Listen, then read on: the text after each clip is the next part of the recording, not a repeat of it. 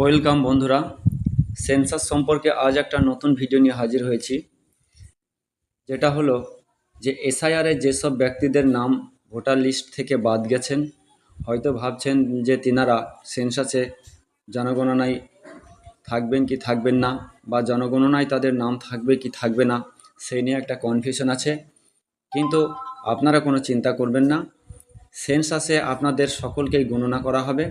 আপনারা প্রত্যেককে, যারা এসআইআরে আপনাদের নাম বাদ গেছে, তেনারা প্রত্যেককেই সেলফ এনুমারেশন করে রাখবেন।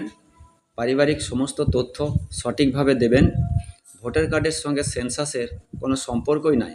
আপনি ভারতের জনগণ, আপনাকে জনগণ হিসাবে ধরা হবে এবং আপনাকে গণনা করা হবে।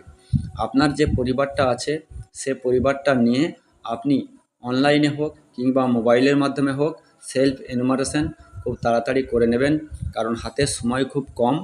আর যেটা সুপ্রিম কোর্টের নির্দেশ ছিল গত কয়েকদিন আগে, সুপ্রিম কোর্ট নির্দেশ দিয়েছে যে যে ট্রাইব্যুনালটা গঠন হয়েছে সেই ট্রাইব্যুনালের কাজ খুব ধীর গতিতে।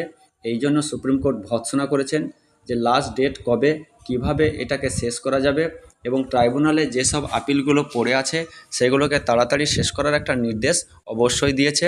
তো বন্ধুরা, আজকে ভিডিওর মাধ্যমে আমি আপনাদেরকে অবগতি করছি, আপনারা প্রত্যেককে জনগণনার সেলফ এনুমারেশন করে নেবেন এবং সঠিক তথ্য প্রদান করবেন। এতে আপনাদের প্রত্যেকের ভালো হবে, আপনারা ভোটার লিস্ট থেকে কেউ বাদ যাবেন না, এই আশা আকাঙ্ক্ষা রাখেন এবং আগামী দিনে সুপ্রিম কোর্ট থেকে কি রায় আসে ও ট্রাইব্যুনালের মাধ্যমে কি হয় সেটা একটু আপনাদের দেখতে হবে।